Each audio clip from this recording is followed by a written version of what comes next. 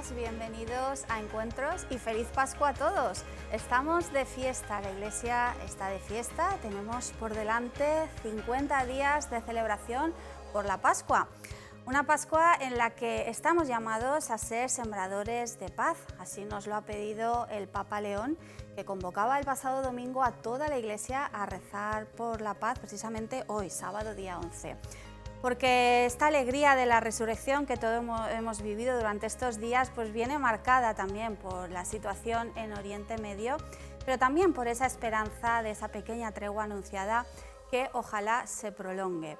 Nuestra diócesis, la diócesis de Valencia, se va a unir también a esta convocatoria. Ahora enseguida le contamos todos los detalles, porque también tenemos que hablar de la celebración del patrón de la Comunidad Valenciana, San Vicente Ferrer. El próximo lunes celebraremos al santo valenciano más universal, cuya devoción se extiende por todo el mundo. Les vamos a contar los actos principales de la fiesta y también vamos a conocer la opinión de un experto sobre dos Biblias que pertenecieron al santo y que conservamos aquí en Valencia. Pues con todo esto vamos a empezar ya. Bienvenidos a Encuentros.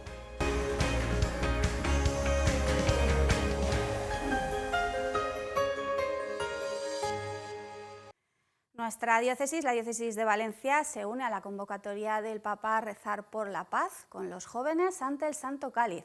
En apenas unos minutos, a las 11:30, la misa jubilar de la peregrinación de jóvenes de la provincia eclesiástica que preside el arzobispo en la catedral será a su vez el acto de unidad con el Santo Padre, que como saben ha convocado a una vigilia de oración por la paz a toda la Iglesia. La vigilia del Papa se celebrará a las 6 de la tarde durante el día de hoy en la Basílica de San Pedro.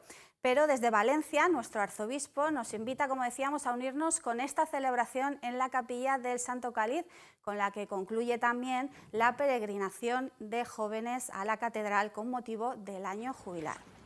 En esta peregrinación, ahí vemos algunas imágenes, han participado desde el pasado miércoles jóvenes de la provincia eclesiástica valentina, que como saben incluye las 3 diócesis de la Comunidad Valenciana y las de las Islas Baleares.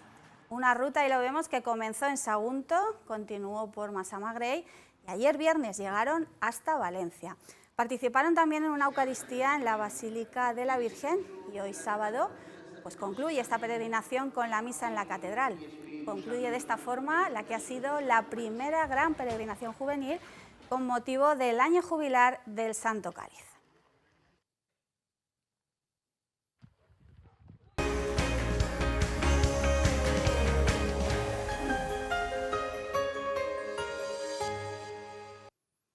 El próximo lunes se celebrará la fiesta de San Vicente Ferrer, patrón de la Comunidad Valenciana.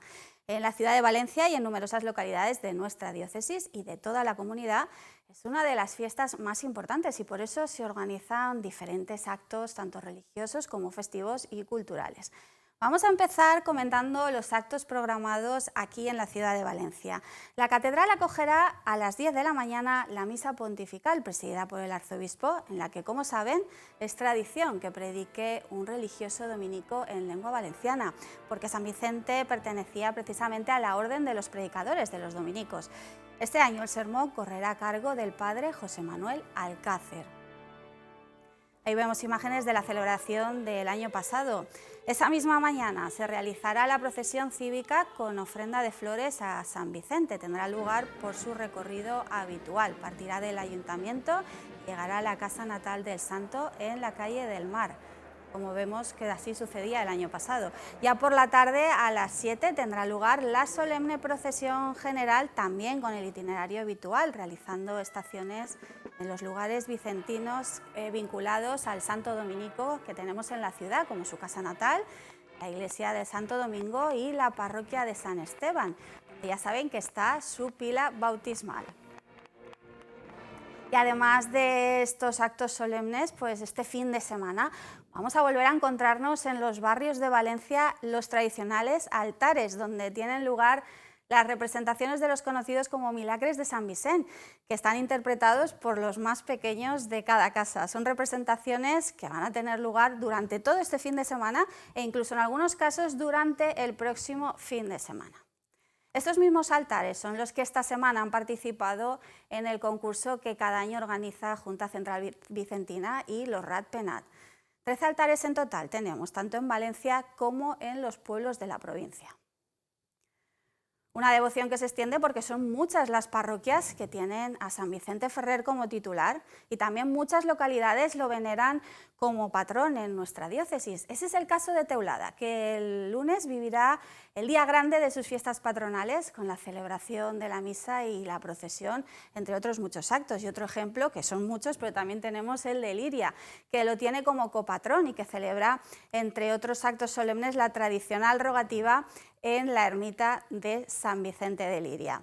Una devoción muy profunda en nuestra tierra, la de San Vicente Ferrer, pero que también se extiende por todo el mundo, países hasta donde llegaron los sermones del Santo Dominico y que justifican de esta forma por qué decimos que es el santo valenciano más universal. La presencia de San Vicente sigue viva en parroquias dedicadas a él en numerosos países, en América Latina, en islas como las Granadinas, también en Asia, en Canadá y en Estados Unidos. Aquí en Estados Unidos, entre ellas la parroquia de San Vicente Ferrer de Nueva York, que fue encomendada a los dominicos en el siglo XIX, es uno de los principales focos de devoción fuera de Europa. Aquí vemos imágenes de aquella parroquia.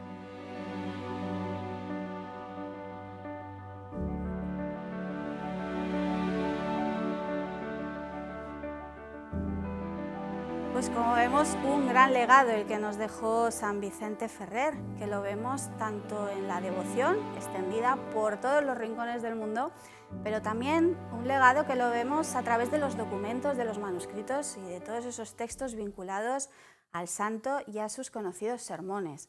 La Catedral de Valencia conserva muchos documentos vinculados a San Vicente, entre ellos la conocida como Biblia de San Vicente, de la que en alguna ocasión hemos hablado aquí en este programa. Pero hoy les vamos a acercar otra Biblia del Santo que se conserva en los fondos de la Universidad de Valencia. El catedrático de paleografía de esta universidad, Francisco Jimeno Blay, nos ofrece un análisis sobre estas dos Biblias. Nos comenta que pues, no solamente son manuscritos medievales que tienen un gran valor, sino que son objetos que también nos permiten descubrir la relación del santo con las Sagradas Escrituras y sobre todo que nos acercan su figura y su forma de predicar. Vamos a verlo.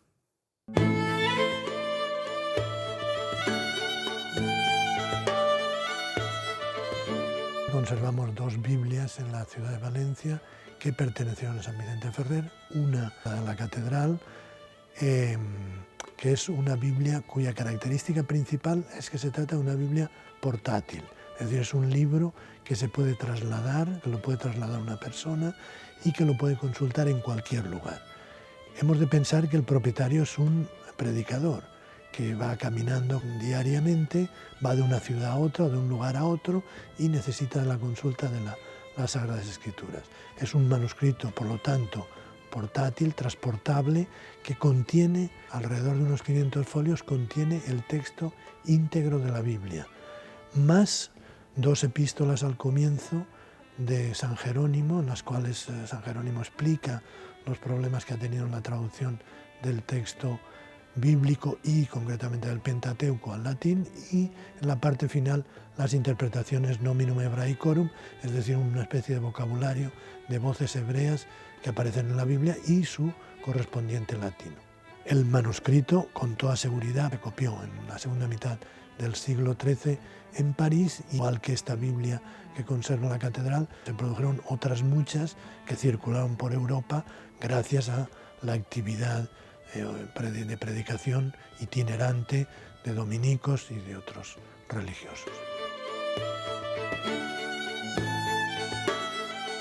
Por el contrario, la Biblia de la Universidad de Valencia presenta ciertas diferencias materiales y textuales. En primer lugar, la Biblia de la universidad se presenta en dos volúmenes, está encuadernada en dos volúmenes por las dimensiones del texto, dos volúmenes de tamaño folio, no de tamaño cuarto como era la Biblia de la catedral. Dos, contiene como diferencia sustantiva con respecto a la catedral, contiene efectivamente el texto bíblico, pero en este caso está acompañada de la glosa del cardenal Hugo de Santocaro. Es un comentario, un exegético, explicativo de pasajes de difícil comprensión del texto bíblico que la jerarquía eclesiástica proporcionaba a sus teólogos para que pues no se salieran de la interpretación canónica del texto bíblico. En el caso de la Biblia de la Universidad de Valencia, el folio está distribuido acompasando siempre el texto bíblico con el texto de la glosa. Eso hace que cada página, cada folio de este manuscrito sea diferente. No existen dos folios iguales. En el caso de la catedral, sí, porque es el formato siempre el mismo, 2 columnas, entre 45 y 50 líneas, siempre el mismo, mientras que aquí el texto bíblico varía, es más breve o más extenso, dependiendo de la extensión de la glosa. Es una Biblia de estudio.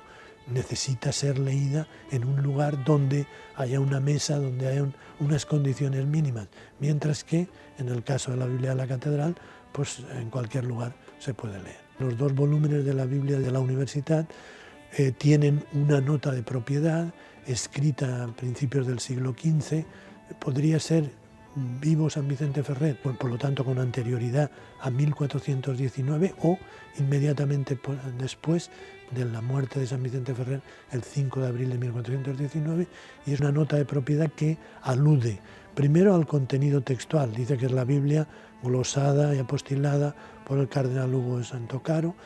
En segundo lugar, dice que efectivamente se la regaló Benedicto XIII a Vicente Ferrer y además de que se la regaló Benedicto XIII a San Vicente Ferrer, además precisa cuándo sucedió eso.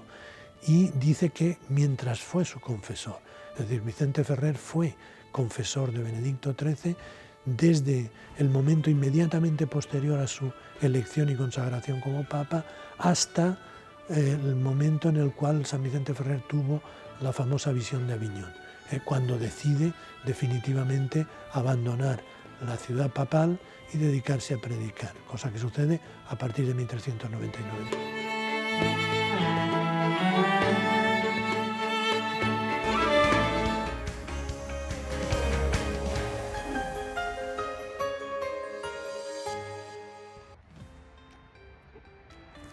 ¿Sabes lo que es la Iglesia? La Iglesia eres tú, yo, él, ella, nosotros, vosotros, ellos. La Iglesia es cada una de las personas que la conforman. La Iglesia somos todos. Por eso, de abril a junio, te vamos a estar contando las distintas realidades en las que trabajamos. Personas que sirven el pan a quienes lo necesitan, que navegan el mar junto a los marineros o que hacen compañía a presos. Personas que cuidan enfermos en hospitales o atienden a mujeres solas. Personas que dan catequesis a niños con síndrome de Down o rescatan a vulnerables en las periferias de la ciudad. Te vamos a contar la historia de quienes, como nosotros, han encontrado en la Iglesia un lugar donde siempre son bienvenidos y siempre encuentran esperanza. Todo esto y mucho más es la Iglesia. ¿Nos acompañas durante estas 12 semanas? La Iglesia en 12 semanas. Esta es la iniciativa de la Conferencia Episcopal Española para dar a conocer de forma cercana, clara y también de forma visual la labor social y evangelizadora de nuestra Iglesia. Ya lo han oído, de abril a junio nos ofrece una reflexión y también un vídeo sobre un ámbito en concreto, pues educación, familia, misiones, pobreza, son algunas de las realidades que se van a reflejar en esta campaña. La primera de ellas nos habla de religiosidad popular. La religiosidad popular puede ser muchas cosas a la vez. Uno puede expresarla como una forma viva y auténtica de testimoniar la propia fe en Dios.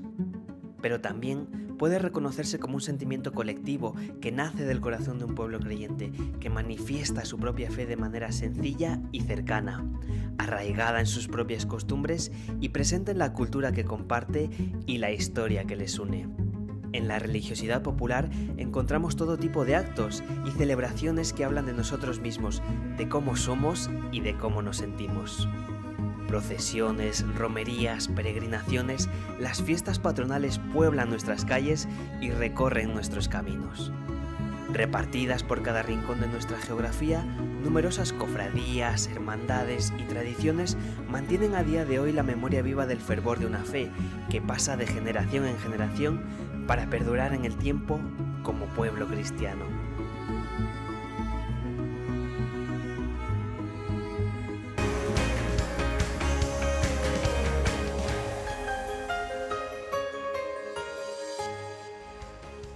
Vamos a repasar ahora otras noticias que han sido o serán noticia en nuestra iglesia aquí en Valencia, porque el arzobispo de Valencia, como ya anunciábamos, don Enrique Benavent, presidió la solemne vigilia pascual en la catedral.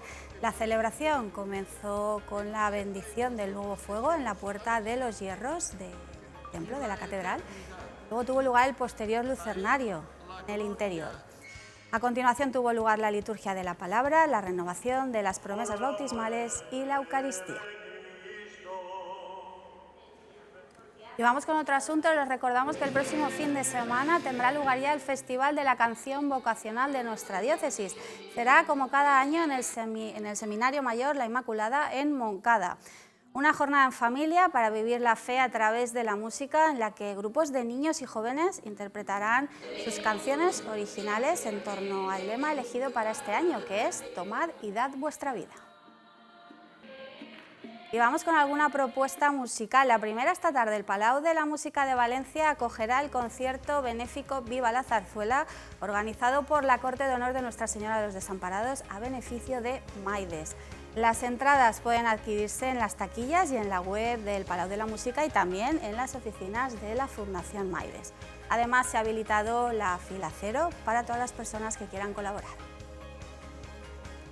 Y otro apunte musical, la Iglesia de San Juan del Hospital organiza un nuevo concierto de música clásica. El próximo 24 de abril a las 7:30 el Ensemble Francés vuelve a Valencia para ofrecer un concierto de música clásica con un programa variado con grandes composiciones del repertorio europeo. Les contamos también que la Delegación de Bienes Culturales está organizando las primeras jornadas de patrimonio de la Iglesia, dirigidas a párrocos, sacerdotes, también a historiadores y a todas las personas que estén interesadas por el patrimonio. Unas jornadas que buscan fomentar el conocimiento y la conservación del patrimonio histórico-artístico y también religioso. Tendrá lugar el próximo 18 de mayo en la calle Avellanas. Pues estas son algunas de las noticias, dentro de muchas noticias que pueden encontrar en la página web del Arzobispado de Valencia, ya saben, archivalencia.org, en la pestaña de actualidad. También pueden estar informados de todos los reportajes con unas maravillosas fotografías de nuestro equipo de comunicación en la revista Paraula y también en nuestro canal YouTube, youtube.com/archivalencia. Allí les esperamos. No marcaba la casilla de la iglesia porque no tengo información. Esto es un hogar de madres con niños. Cuando llega de muchas circunstancias vividas, trabajamos con ellas para que salgan distintas. Me planteo muchas cosas. Marcaría la casilla de la iglesia. Marca la casilla de la iglesia en tu declaración de la renta. Ayudarás a quien más lo necesita.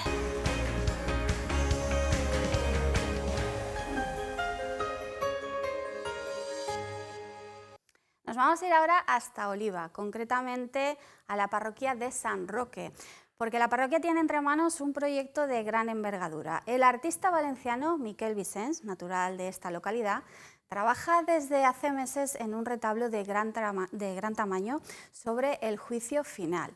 El proyecto alcanza cerca de 80 metros cuadrados y se compone de más de 40 paneles de gran formato. Vamos a verlo.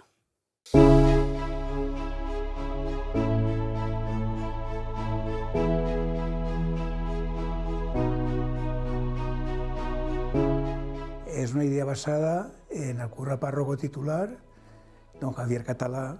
Tenía tal idea sobre el juicio universal, nada menos. Y yo lo conceptué como una obra muy comprometida desde un principio. No me supo a mí nada el desplegarme, el tener que aportar incluso una idea para una solución que iba enclavada justamente en un entorno tan personal y tan auténtico como es la iglesia de San Roque de Oliva, que es un estilo neoclásico, ribeteada con paneles de estuco dorado. El marco era ideal, el marco era fantástico. Y en esa idea y en ese entorno yo no me podía permitir el decir no, todo lo contrario, más el contenido afectivo que yo sigo teniendo con esa iglesia, porque es la iglesia de mi barrio, la iglesia de mis padres, donde hay muchas referencias históricas personales. Y esto me ayudó muchísimo a entrar en la idea y a desarrollarla. Entonces empecé a hacer bocetos, les gustó cómo estaba visto. Al aprobarse es cuando empecé a desarrollar esos bocetos y esa idea. Por lo tanto, tiene una parte muy personalista propia y otra que no me podía salir del concepto fijo, básico. Y hasta ahora ha sido así. Yo había aportado ya la idea del contrachapado de los tableros de madera, uno al lado de otro, como ya habían hecho anteriormente y no se acordaban. Por ejemplo, en el Palacio de Justicia de Roma, Arístides Sartorio ya utiliza esa técnica. Y estamos probando en casa toda la justaposición de tableros y está resultando bien. O sea que visualmente ya lo hemos comprobado. Son 2 metros 25 por 80 por 100. Hay incluso mayores. La distribución la hizo el ingeniero, la distribución de los paneles. Entonces yo me he limitado con el carpintero a trabajar sobre un tamaño determinado, estructurado previamente por el ingeniero.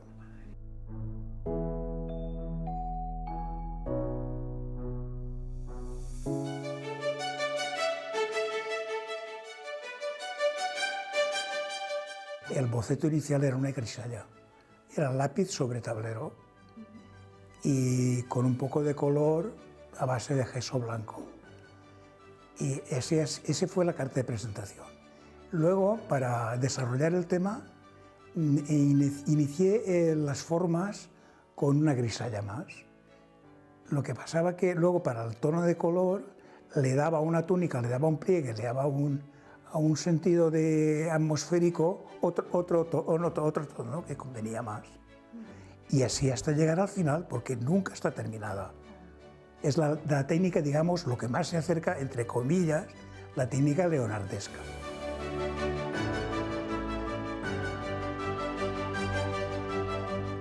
Yo he crecido como persona y como ser humano a través de este proyecto. Me ha dado otra visión y me ha permitido desarrollarme primeramente como pintor.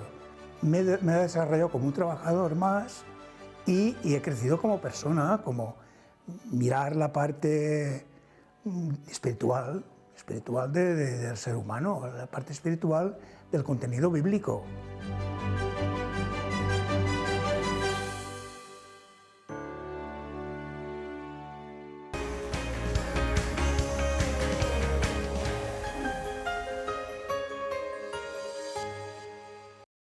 Da Cristo, lasciamoci cambiare il cuore dal suo immenso amore per noi. A la luz de la Pascua, dejémonos sorprender por Cristo, dejemos que su inmenso amor por nosotros nos transforme el corazón, que quienes tienen armas en sus manos las abandonen, que quienes tienen el poder de desatar guerras elijan la paz, no una paz impuesta por la fuerza, sino mediante el diálogo, no con la voluntad de dominar al otro, sino de encontrarlo.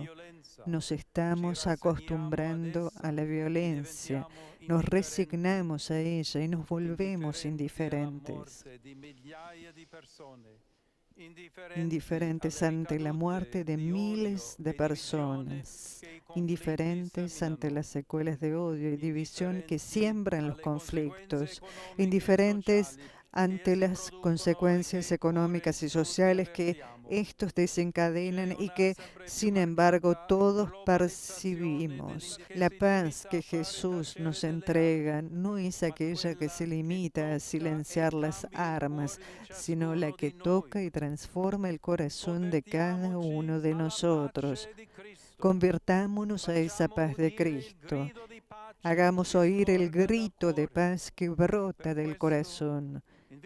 Por eso, invito a todos a unirnos en la vigilia de oración por la paz que celebraremos aquí en la Basílica de San Pedro, el próximo sábado 11 de abril. Dejemos a un lado toda voluntad de disputa, de dominio y de poder e imploremos al Señor que conceda su paz al mundo asolado por las guerras y marcado por el odio y la indiferencia que nos hacen sentir impotentes ante el mal.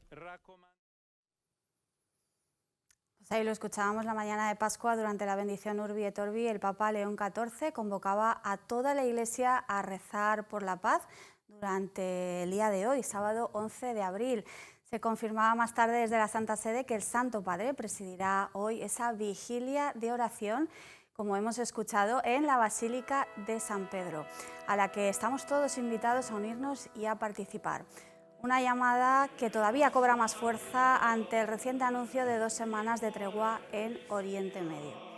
Desde Valencia nos sumamos a esta oración con la celebración que estará a punto de comenzar en la capilla del Santo Cáliz, presidida por don Enrique Benavent. Les invitamos también desde aquí a seguir esta tarde la vigilia desde los canales oficiales de la Santa Sede. Recemos pues todos unidos como cristianos, como corazón de la Iglesia que late con fuerza por el fin del dolor y el sufrimiento de tantas personas que se ven atrapadas en medio de los conflictos y porque los que tienen en sus manos el fin de la guerra aprendan a manejar con la misma firmeza las armas de la paz. Pues con este deseo nos despedimos, pasen una feliz semana.